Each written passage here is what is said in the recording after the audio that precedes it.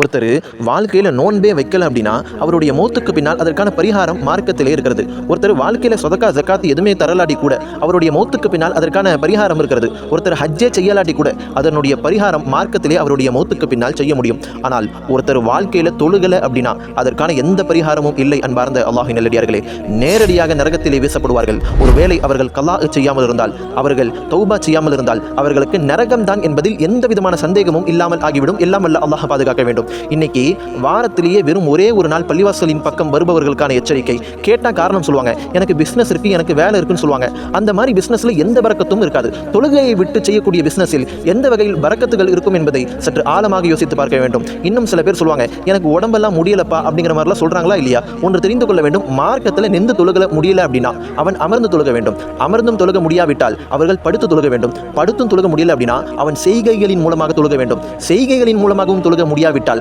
அவர்கள் கண்ணை அசைத்தாவது அவர்களுடைய மனதின் மூலமாகவது அவர்கள் தொழுக வேண்டும் என்பதுதான் மார்க்கம். இந்த 5 விஷயத்துக்கும் இயலாதவர்கள் உலகத்தில் ஒருத்தர் கூட இருக்க முடியாது. எனவே ஒரு தொழுகைக்குமான தண்டனைகள் நரகத்திலே ஆழமாக இருக்கிறது என்பதை நாமும் ஆழமாக புரிந்து எல்லாம் வல்ல அல்லாஹ் ஐவேளை தொழுகையை சரியாக பேணி வாழக்கூடிய தௌஃபீகை நம் அனைவருக்கும் தந்தருள்வானாக.